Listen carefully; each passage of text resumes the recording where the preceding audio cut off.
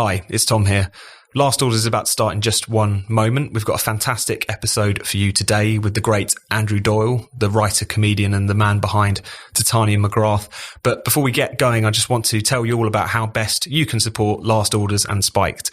All of our podcasts and our articles are free, and we want to keep it that way. But to do that, we rely on the generosity of our readers and our listeners through donations. In particular, regular monthly donations help us enormously, allowing us to plan ahead for bigger and better things.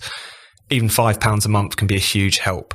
So if you like our work and you want to support us, please do consider becoming a regular donor. Just go to spiked-online.com and click on the big red donate button in the top corner to sign up. One-off donations are, of course, also greatly appreciated. That's spiked-online.com and the big red donate button. Thanks so much. And now, on with the show.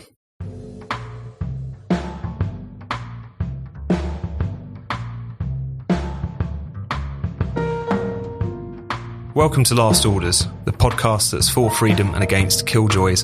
My name's Tom Slater, and this is the show where myself and Chris Snowdon, along with an invited guest, discuss the latest news with a focus on illiberal liberals, censors, and nanny statists. In this episode, we're joined by Andrew Doyle, the writer, comedian, and the man behind Titania McGrath, to discuss whiteness, the war on wood burners, and whether it's time to rethink the BBC.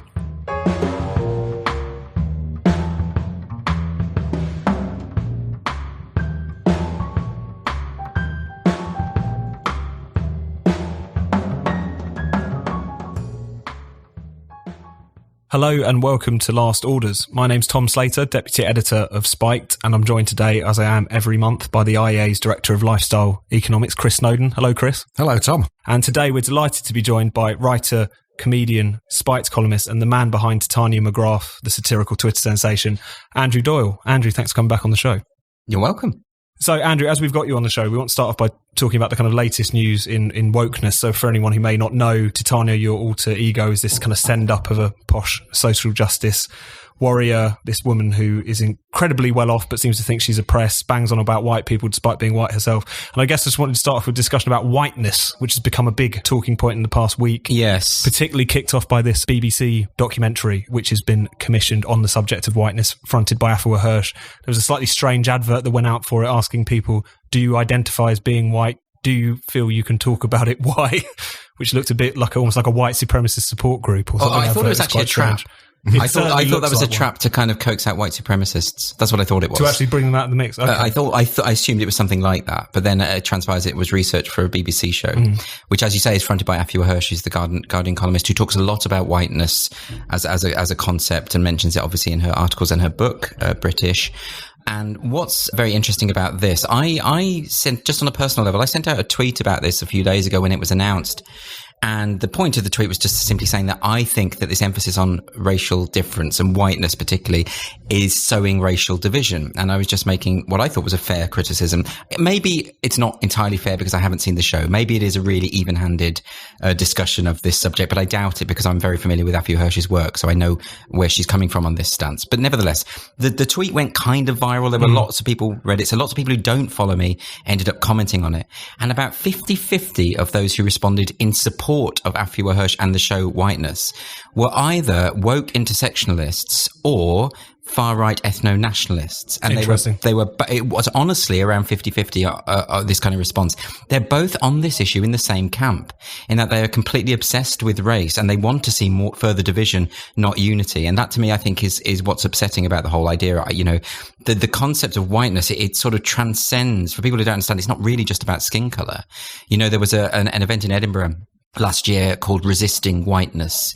And within that, they were talking about basically power structures, the idea of whiteness as this kind of nebulous power structure that controls everything. However, it is, of course, linked to skin color because the organizers said that in the Q&A for that session, anyone who had white skin would not be allowed to participate. So there is a kind of obvious racialized, stroke racist aspect to the study of whiteness, which I think it needs to be interrogated at the very least. It's come from whiteness studies. 1980s. You know, this thing which is a sort of the bastard offspring of postmodernism. And it comes from writers like Robin DiAngelo, who wrote a book called White Fragility. Robin DiAngelo believes that if you treat people the same, irrespective of their skin color, that is an act of racism. She thinks that you need to be hyper aware of race all the time. For me, all of this is illiberal. For me, I go back to the liberal values, which were encapsulated by Martin Luther King's I Have a Dream speech. This idea of judging people on the content of the character, not the color of their skin. And you have lots of people saying, oh, well, you should read all of Martin Luther King's work. And, well, maybe he was a rampant racist in other areas of life. I doubt it very much. And I also don't really care about that, because I think the sentiment encapsulated in that highly eloquent speech is absolutely wonderful and is the ideal. And by colorblindness, we don't mean you don't recognize or see or even celebrate racial difference. What it means is you don't care. What it means is you just treat everyone as human beings, and you judge them on their thoughts, their actions, their words, their deeds, not their melanin. I think this is what we have to strive for again and again. Go back to this idea. You know, when Christopher Hitchens wrote his autobiography, Hitch 22, he mentions in that when he was asked on forms to indicate his race, he would always put human, and he would refuse, in fact. And I think this was a governmental form that he was required to sign on numerous occasions. He refused to put, because as he pointed out, ever since the human genome was decoded back in the late 1990s, early 2000s, we know that there's no substantial difference between us as human beings. We are all the same, you know, so I find it really divisive, really dangerous. And what disturbs me most of all is this alliance, this weird alliance between the ethno-nationalists and the woke intersectionalists, which I'm not trying to make a moral equivalence there. I think a lot of the woke intersectionists are well-intentioned people who genuinely think they're trying to make a difference. But what they are doing is unpicking the work of the civil rights movement, unpicking the sentiment at the heart of that Martin Luther King speech, which is why I do consider the woke movement to be essentially a reactionary movement, because it is undoing all of this great work and pulling us back into a darker time. Chris, what did you make of this call out for this BBC documentary? I was very struck by the wording of it. Do you identify as white? That seems to me like it could mean one of two things, possibly both. One could be that you can now just identify as being whatever race you want, which, if true, is just postmodern bollocks. The kind of Rachel Dolezal approach to life. Or it could mean that you think being white is absolutely central to your identity, which in Britain, which is an island in the North Atlantic, would be quite a weird thing to think. And if we're going to get people like that applying to be on the show, then you're going to get a bunch of outliers, to put it most generously. And maybe that's what they want. Maybe it really is a trap to pull in a bunch of weirdos who are obsessed with the colour of their skin. So, I mean, he specifically said, do you identify as white? Do you feel you can't talk about it? Well, somebody like that wouldn't go on television, would they? Or would they? I mean, what kind of people are you going to draw in?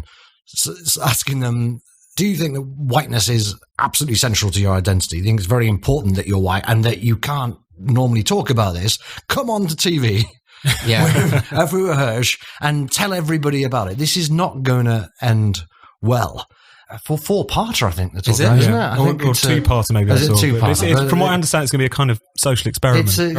What is there to say about being white in Britain, right? 85% or so of the population is white. There is nothing to say about it. I could understand if you're a Bangladeshi or Iranian or something, then you've got a specific identity and what have you. But there is nothing to say about being white. Well, this is kind of the thing, isn't it? Insofar as it was interesting, you were saying, Andrew, about how you were kind of having the same kind of flack, but in different terms, shall we say, from kind of, white ethno-nationalists as well as mainstream identity politics people. Because again, if you obsess over whiteness all the time in that more mainstream identitarian way, the idea of, reckoning with your privilege, all the rest of it, you do end up racializing on some extent. You do end up to some degree suggesting that racial difference is really important, and therefore it surely does give a bit of room for those kinds of people on the far right to operate, to appeal to that sense of identity. It attracts them. Identity politics attracts those sorts of people. They love it. I mean, and we always use identity politics as though we're talking about the left, but of course it exists prominently on the right as well, and it takes this form. And I think what Chris is saying there is absolutely right, that the ethno-nationalists, they don't keep this hidden. It's not like they're unafraid to talk about their whiteness. They talk about it all the time in terms of genetic superiority and all the rest of it. So genetics, by the way, is something they know very little about. So, but they do talk about it and they do identify.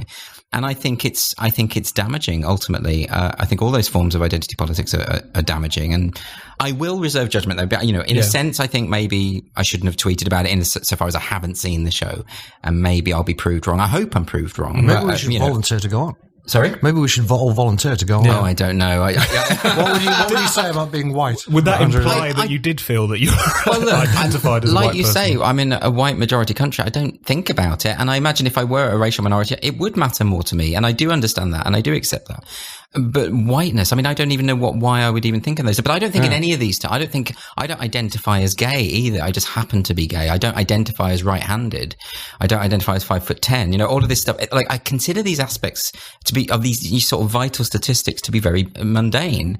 And so for me, I'm not nationalist, so I don't identify with the country. I just, and I know it's a personal thing, but I just don't think identity is for me. Yeah. To be honest, you know, I just don't see it that way. It's interesting because, again, we should stress that it isn't just this particular documentary that's got this whole kind of whiteness conversation bubbling up. There's White Fragility, that book, you know, Dying of Whiteness, all of these different kind of books which try to look for all kinds of social problems through that lens of being white and what that means and privilege and all the rest of it. I think it's kind of interesting as well how the kind of class dimension to a lot of this, insofar as the first point being that, as we said many times on Spike before, about how if you look at things purely through that lens, of course you erase class differences, like the idea that, you know, someone who's a plumber is on the exact same footing in life as Prince Harry is obviously a ridiculous way to think about things. But also how it does feel like when people talk about white people, like you see it in relation to the Brexit discussions often, they kind of mean those white people. It's kind of ill-educated working class white people, the gammons. The classic example being Jon Snow on Channel 4 being at the pro-Brexit rally and saying, I've never seen so many white people in all my life,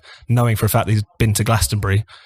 It speaks a little bit to what that kind of means. That happened again by the BBC on Brexit night, when in Parliament Square, when the BBC report was asking people why they thought there were so many white people there, which is really weird because there were actually plenty of ethnic minority people there who were probably very confused. They were probably out of shot deliberately, let's say. And that was a very confusing thing to do. I mean, they don't ask those questions at Extinction Rebellion protests, do they? Which are virtually all white. They don't ask those questions at Remain marches, actually, which are upper class white people predominantly. So, you know, it's a weird racialized obsession and whiteness in of itself. I mean, if Afi Wahershey in this program does interrogate the origins of this and why it's a bad thing, potentially, or at least invites that discussion, then I'll be all for it. But it does come from, as I say, this postmodern idea that there are these power structures in society, and whiteness is a form of power structure that can only be perceived by those who have either experienced this racialism or who have studied critical race theory. So that's why it isn't persuasive to anyone. And not only is it not persuasive, but rhetorically it's damaging. And I mean that in terms of the literal meaning of rhetoric, in terms of the art of persuasion. If you talk about white privilege, for the vast majority of people in this country who don't have privilege, certainly don't have economic privilege, they hear that and it comes across as a racist term because they don't study critical race theory. They don't, you know. So when we talk about white privilege, even that I think is a kind of unhelpful term, which we should probably just dispense with. And these are all American ideas, right? Yeah. A lot of this seems to be an attempt to bring over American race relations to Britain, which would not be a step forward. I think the origins in French post-structuralism, so going back to the 60s, 70s, sort of migrated, but it's now been very much propagated by mostly I mean, they have very different, different demographic makeup of America. And one of the big differences is that black people in America, for the most part, are descended from people who were forced there, right, and were slaves, which is not true of people who've come from around the world, mostly the Commonwealth in the 20th century, to make a different life for themselves.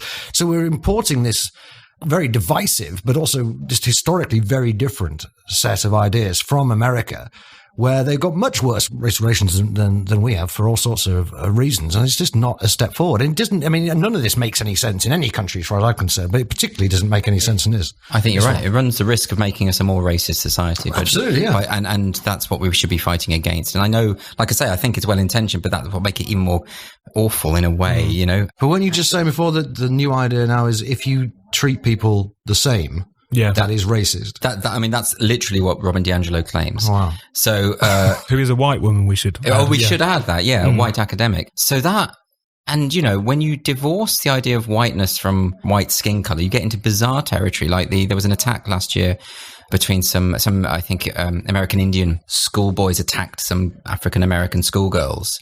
They were described as, because they weren't white perpetrators, they were described as enacting whiteness.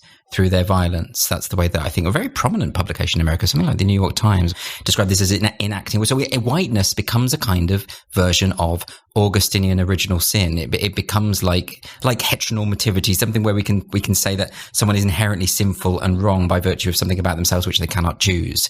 This stuff isn't helpful. It's obviously going to divide us all up, and it's obviously counterproductive. So it's obviously racist, as far as I can see. Sure, right. And I'm not going to wade through all the literature on this to make my mind on it any more than that. It sounds racist, so it probably is racist. I think you're right, but I kind of strategically bulk a little bit because I wonder whether because the word racist is used so promiscuously by people where it's not applicable. Yeah. And then I start thinking, well, if I call someone a racist who is being racist towards white people or towards whoever, does that then add fuel to that fire? Is that not necessarily? I don't know. And you do end up kind of or being accused of drawing a kind of moral equivalent. Right. In a way, there we go. A lot of the time, this stuff is the kind of identitarian nonsense. It's a kind of shtick. It's nasty and it's divisive, but it's also just oddly kind of performative a lot of the time. And I think that point you make about effectively colourblindness becoming a kind of dog whistle, as people would talk about it. They say it is. They say that colourblindness is a racist principle. They say that Martin Luther King's principle is a racist principle. That's effectively one. I mean, that's quite an astonishing. And then they try and make these backtrack with these claims of, if you understand his full corpus, then you would understand that he didn't quite mean what you said. No, he did mean what he said in that speech. It's absolutely clear, and no amount of casuistry is gonna get away from that. So I think we just need to get back to elevating colorblindness as an ideal, and that does not mean pretending race doesn't exist. It means treating everyone equally. It's a beautiful idea.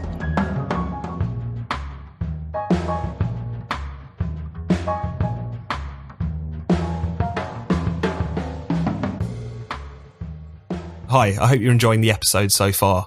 And if you are, why not take a second to leave us a rating and a review with your podcast provider? It takes just 30 seconds and is a great way to help us reach new people. Now, on with the show. So let's move on and turn towards some nanny state stories from the past month. So Chris, I know you've been keen to talk about wood burners and some of the claims coming out about also vaping in the US. But let's start with the wood burners first, because I know this has particularly wound you up. So the government has announced that it will ban the sale of coal and wet wood to be burned at home in open fires and wood burning stoves, etc. Claims that these things are the largest single contributor to airborne particulate matter, as maybe you'll explain to us what the hell that means. And that therefore homos will be told to burn dry wood or smokeless fuel, neither of which I necessarily knew were things. So Chris, why are you so incensed by this particular proposal, and what actually does it all mean? I'm incensed because I have a coal fire most nights at this time of year. It's been a particularly depressing February. In fact, it's been about the wettest 6 months I can remember, combined with cold and howling gales. And the only thing that makes winter bearable is having a nice coal fire. And I know that people in London can't have it because of the 1956 Clean Air Act. Well, boo-hoo. That doesn't mean... You shouldn't live in a basin that collects pollution, should you? As I've said many times, you shouldn't live in London if you want to have a good life. I don't live in London, so one of the benefits is I can have a coal fire. And smokeless fuel is not a patch on it. It takes forever to light. It only smoulders when it is lit. And once it's lit, it stays lit for about 20 hours. So most of the time it's burning, you're in bed. It's not the same at all. And this dry wood, wet wood thing, I mean, wet wood is a term that's been virtually invented for the purposes of this legislation, as far as I can see. It was an extremely obscure term until a few days ago. Obviously, you don't want to burn literally wet wood or green wood. That's not what's being discussed here. They're banning the kind of bags of logs that you would get in a petrol station forecourt are going to be illegal. They are not wet in any meaningful sense. But to be sufficiently dry under this legislation, they're going to have to be kiln dried. And I don't know what fossil fuels power the blooming kilns. Or you can dry them out in a dry room, but apparently it takes a year for every inch of wood. So we're not just talking about, drying the wood off for a couple of weeks after it's being cut. It would essentially criminalize logs as we know them, and it would criminalize coal. And for, I don't know, to what end. I appreciate that you have smoke-free zones in Britain because of things like the London smog. Yeah. Well, we brought in that legislation in the 50s. Now we don't have any smog. So we don't need to carry on banning it anywhere else. There isn't a smog in Shoreham by Sea where I live, so we don't need to have a ban on it. It's just the government looking for something to wave around at this climate change conference in Glasgow, and I think there'll be more of this to come. And so although a lot of people listening to this won't have any sympathy for me, I know people have coal fire are in a minority these days. But by the same token, I don't believe that anybody actually goes around complaining about a few people having coal fires or feel that they're in any way suffering in terms of their health. I don't think. I could be wrong, but I mean, so few people have these kind of fires these days, and most of them in the countryside, not causing any problem to anyone else. It just sucks a bit of joy out of life. And this is just the tip of the iceberg of what we're going to see over the course of the next 10 years, especially over 30 years, ultimately, for this net zero target. Yeah. And eventually, I think we'll see the Gilets jaunes out in Britain, because I say this is really a very small example of the kind of stuff that's packaged in here. And there is no one to vote for if you don't like it, because every single party is 100% signed up to this stuff. So when does it come into force? They want to ban it from next February, actually. It's quite a short space of time. Do you think you'll resist it? You'll just carry on anyway? Or do you think Well, how can you? Stockpile, you know. Oh, right. I'm going to stockpile to the best of my ability, but I haven't got a lot of space. My dad's going to get in 5 tons of coal. He lives in a farm, so he can stick it in an outhouse somewhere. The trouble with these environmental measures is a lot of them will affect people's everyday lives. Well, I mean, I'm talking about coal here, because that doesn't affect everyone, but other measures that they're going to introduce will effectively, I think what you were saying about the Gilets jaunes isn't maybe out of the realms of possibility. No, it's going to be very unpopular. And Chris, you've looked into some of the net zero stuff I know before. Like, what are the sort of things that you think will be coming down the pike in relation to all Well, of they're that? going to start with domestic transport. So there's going to be a ban on the sale of normal cars, petrol, diesel cars at some point. I wouldn't be surprised at some point after that they'll start banning the sale of second-hand cars. In a way, domestic transport is kind of low-hanging fruit. It's relatively simple, but only in theory, really. The actual costs, if you think about how many electric power points you need to power everybody's car, right? Again, less of a problem in London because people only use Ubers, but 91% or something of the population use a car as their primary mode of transport. Hardly anyone actually uses tube, train, or buses. Where do people park? Some people have got garages, most people haven't. Most people park on their street, not in the same place every night. You just park wherever you can squeeze in. So you need to have electric power point outside every home in Britain, essentially. The infrastructure, the cost of that is unbelievable. And that's before we move on to the domestic heating. So 26 million gas boilers in this country, all of them are going to have to be ripped out and replaced with something else, again, at huge expense.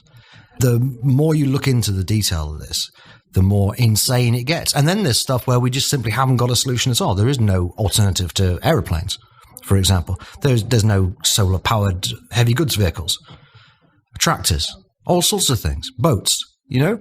So this is a target that, with existing technology at least, just simply cannot be met. Mm-hmm. And the bits that we can do are incredibly intrusive on people's lifestyles and unbelievably expensive. And there's just a big part of that coming on the Gilets jaunes point as well, about so many people feeling like they're just being pushed around by so much of this stuff, not just because all these measures will, change their lifestyles, as you were saying, Andrew, but also people getting mixed messages. You know, the classic example being years ago, everyone being urged to buy diesel, and now that was seen to be obviously bad. Well, that's where the real pollution is. It's from diesel vehicles. It's not the particulate matter you get from coal, which is slightly larger particles. It's the finer particles that come from diesel, which, as you rightly say, we were encouraged to get them because they produce less CO2 than petrol. And then we saw a bit of a repeat of that recently with the, suggestions that after spending a few years trying to encourage everyone to buy hybrid cars, now those are going to potentially go out as well. They're going to ban them as well, but that's only because they've got a zero tolerance policy on anything. You know, we should really be moving to natural gas, which is to say fracking. That obviously wouldn't get you to zero,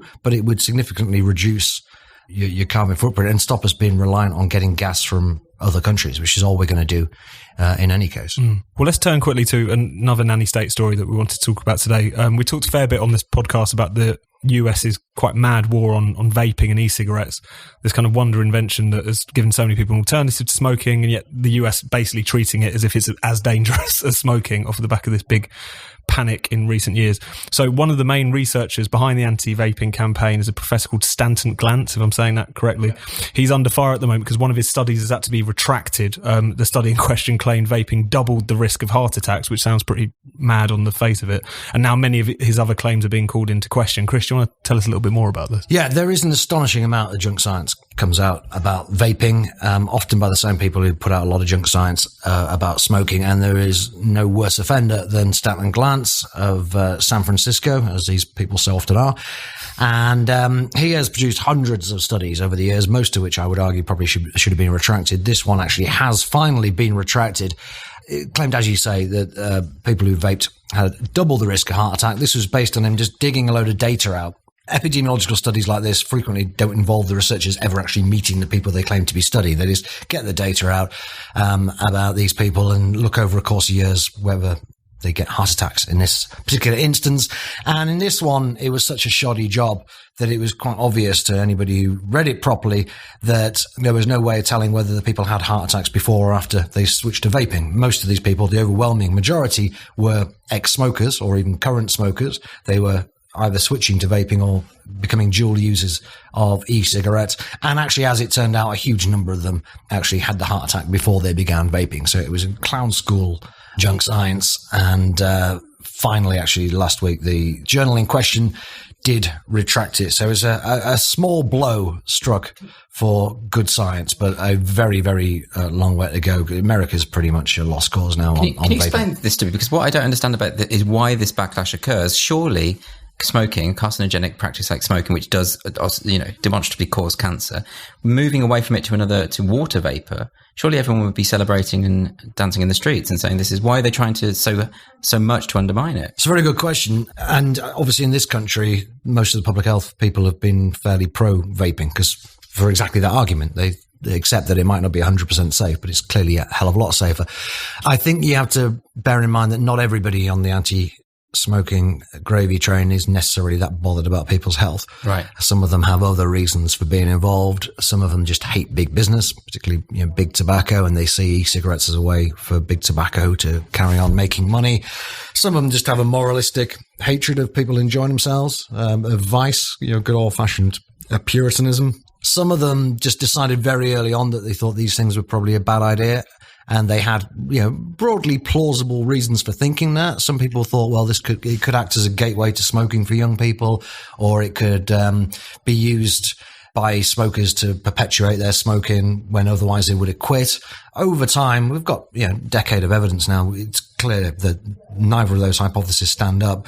But sometimes when people make a stand very early on and become identified with a particular point of view, they're very reluctant to change their mind and do a reverse ferret. So I think there's a few reasons, none of which justifiable in terms of public health. And it was kind of wrapped up in this panic about people becoming very ill, in some cases dying after smoking like black market THC cartridges. That was kind of where it began, wasn't it? With the that was a big panic last year, and that is now universally accepted as not being an e-cigarette issue. It was a black market THC issue with a particular contaminant.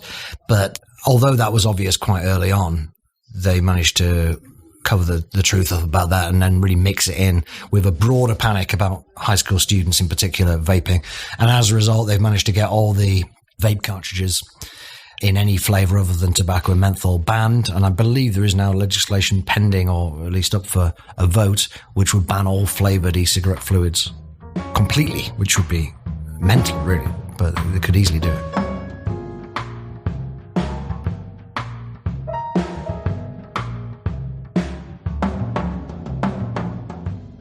Last Orders, like all of Spike's podcasts, is free. There are no subscriptions, bonus episodes for paying customers. We want to reach as many people as possible. But to help us do so, we rely on the generosity of our listeners. So if you enjoy the show and have a bit of money to spare, please do consider making a donation. Anything you can give is greatly appreciated. Now, back to the show. So finally, let's talk about the BBC. There's been a lot of talk recently of a new onslaught on the BBC by Boris Johnson's government. There was reports in the Sunday Times recently suggesting that it was intent on scrapping the licence fee and to move the BBC towards a subscription model. There was a senior source quoted suggesting that it was also eyeing a kind of massive pruning back of services. A lot of debate about this circling around, is the BBC fit for purpose? Issues around its impartiality. A lot of pretty over-the-top claims that we must defend the BBC or we'll be plunged into a kind of American-style situation with MSNBC on one side and Fox News on the other. So it's become a very kind of charged debate again. I mean, are these kind of just slightly over-the-top briefings that we hear from time to time from this government? Potentially, but nevertheless, it's definitely back on the table. Talk of a review about the licence fee, etc. So just to kick things off, Andrew, where do you think the BBC is at the moment? What do you think is going to I mean, a lot of people I've spoken to seem to think that Boris Johnson is just sort of posturing, that this actually won't go through. But I mean, I don't know about that. I mean, I do have a feeling that the license fee is out of date. It's something that does feel antiquated. It does seem odd, since the BBC has such a clear partisan bias culturally, I would say, rather than politically. You know, I've always felt that it does a fairly, I know I'm probably disagreeing with people around this table, but I think probably does a fairly good job when it comes to the news reporting, with the obvious exception of Brexit, which was quite clearly, it didn't understand. I mean, you know, the day after the Leave vote, they interviewed a guy with a swastika to be a kind of representative of the Leave vote. I mean, this is just nonsense, right? And John Humphreys wrote about this when he left the BBC and talked about, you know, how they just did the executives there just had never met anyone who would have thought of voting Leave. So they were not in a strong position to cover that, and they failed spectacularly. So I don't think that can really be up for debate. But I think on the whole, they do try and be non-partisan in other areas of news reporting, and they get hit from both sides, don't they? I mean, like, Labour supporters have said that they were responsible for Jeremy Corbyn's failure. So, you know, either they're too left-wing, too right-wing. It's very difficult, and I have a bit of sympathy for them. But I think the licence fee, the institution is so infected with woke culture. It is not doing that thing that John Reith talked about, you know, to inform, educate and entertain. That was the original mission statement of the BBC, but now it doesn't really educate. It proselytizes. It sees people as needing to change their minds about woke culture. I mean, and this affects commissioning, it affects drama, it affects comedy. You know, that's why we don't have satire really, because it's everything's just going along with establishment thought. So you don't have anything that's pushing against the grain. And the thing is, so many people hate that stuff. I'd go so far as to say the majority of people hate that stuff, and they probably resent having to pay a license fee for something that they'll never consume because they despise all of that stuff so much. And they and particularly young people, they don't go to the BBC, they go to YouTube and Netflix or whatever. You know, they don't go there.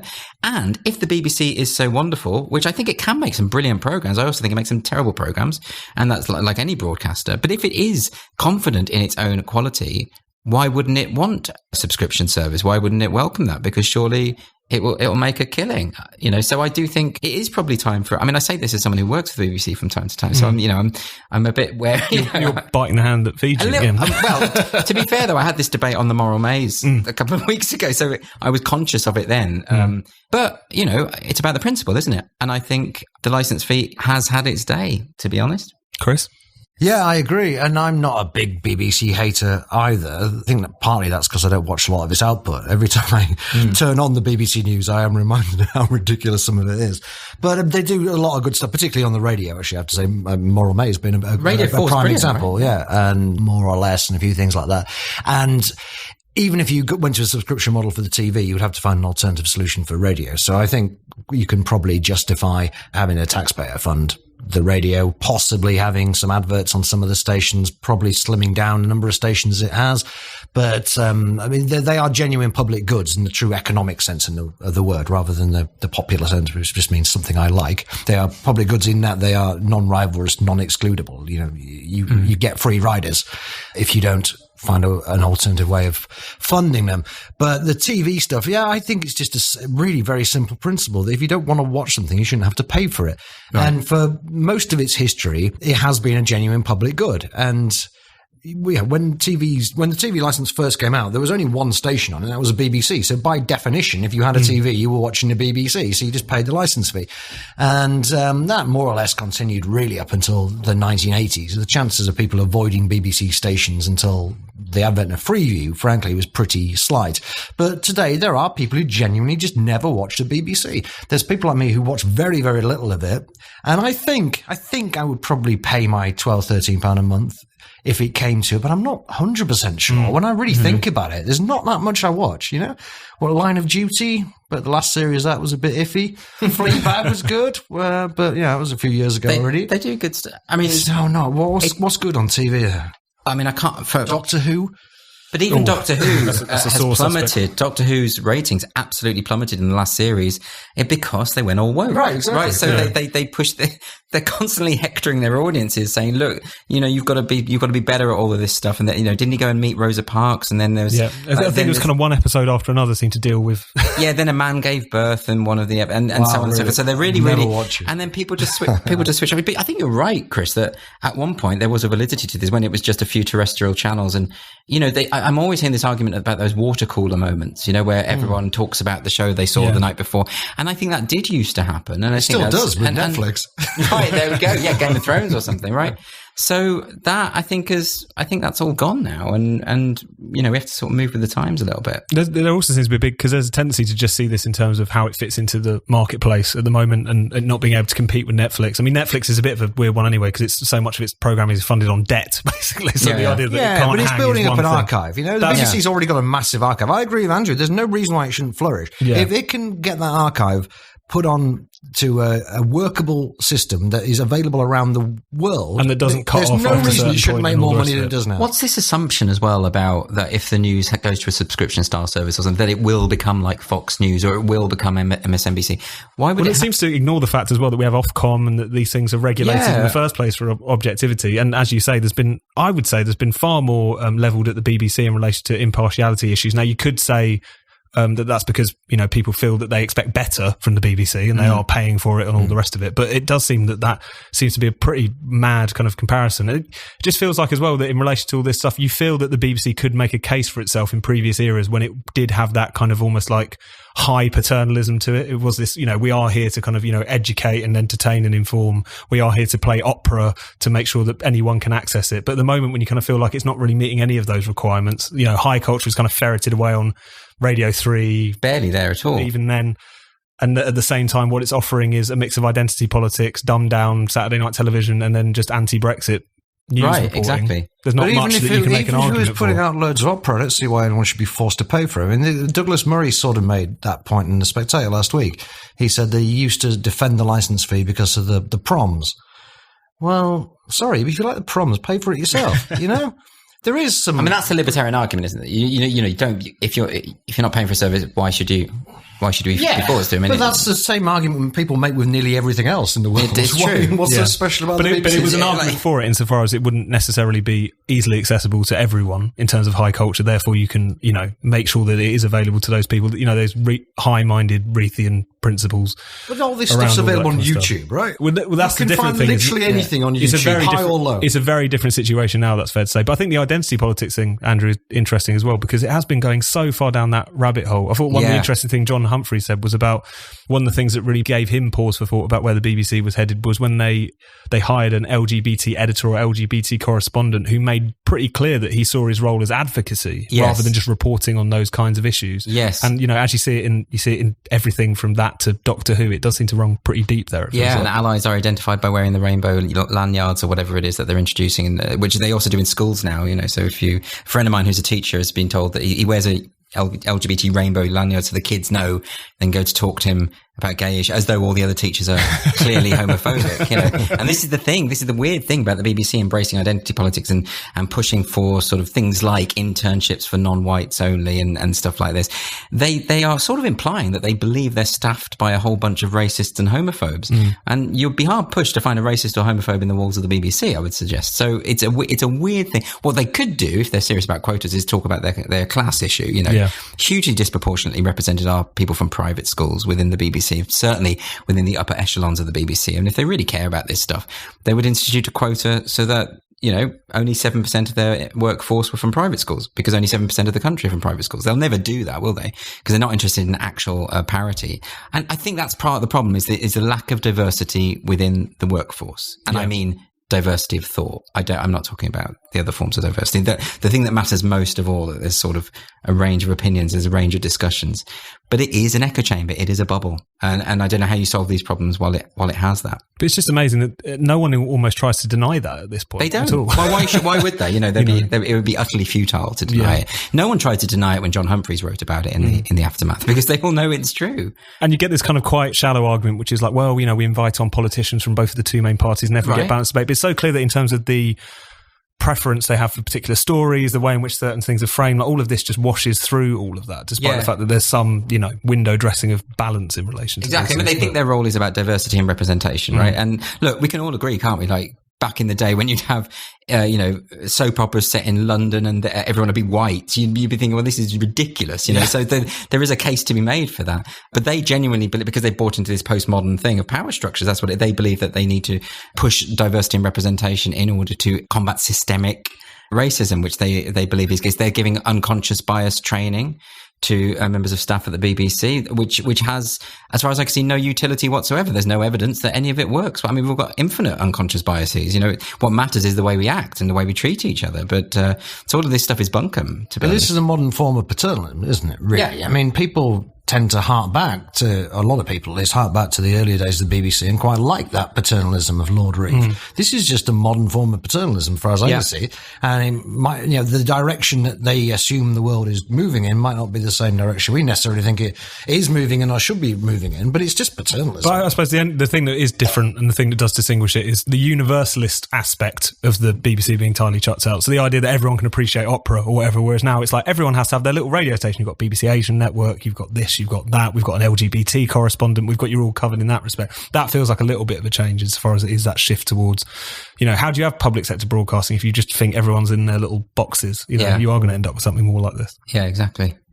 Chris, Andrew, thank you very much. Andrew, you've got a lot going on at the minute. Titania's on tour. You're on tour with Douglas Murray. Do you want to tell us a little bit more about this? So I'm doing this tour with Douglas Murray called Resisting Wokeness, and we're only doing 11 dates, but they're quite big rooms. So we want to open up the discussion about wokeness. And we want to, because although Douglas and I disagree on an awful lot of issues politically, we both share this view that our new woke culture is making people very nervous about speaking openly and honestly about important matters, or even feeling compelled to say things that they know not to be true. Let's just take Dawn Butler appearing on Good Morning Britain the other day, telling us all that babies are not born with a biological sex, right? So there's that sort of thing, and that does sort of show the way in which woke culture has definitely, it's not a fringe thing, is it? When someone from the shadow cabinet is making statements like that, someone who aspires to be deputy leader of Labour. So these are all important issues and we want to discuss them. And so we're going to go around the country and end up in London. The final date is June 20th in London at the Hammersmith Apollo. So we would like to try and get as many people along as possible. So please do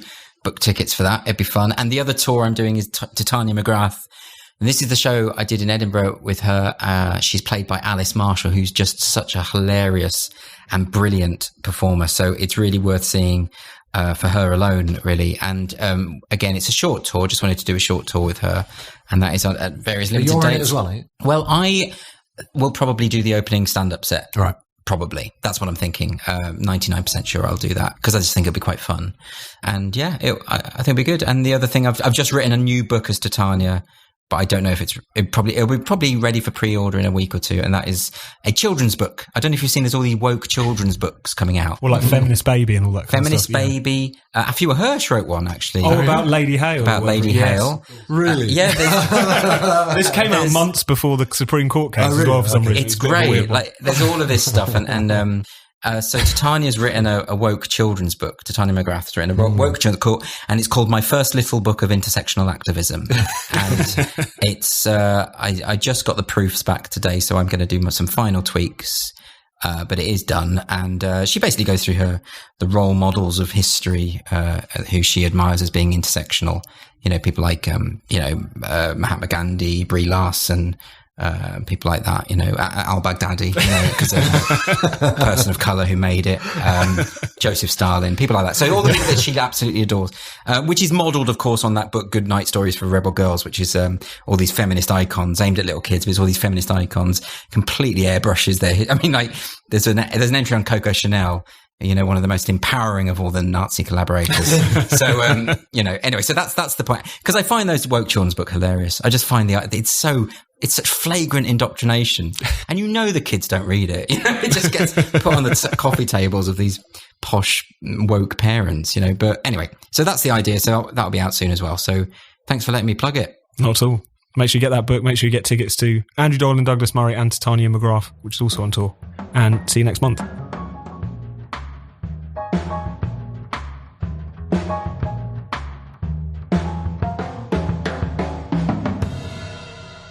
You've been listening to Last Orders. Be sure to subscribe to this podcast wherever you get your podcasts. Please do take a moment to give us a rating and a review. And if you'd like to help support Spiked to keep us making this podcast and all our other podcasts, as well as our daily articles and essays, then please do consider making a donation. It's really easy to do. Just go to spiked-online.com and hit that big red donate button in the top right corner. Anything you can spare is greatly appreciated. Thanks for listening and see you next time.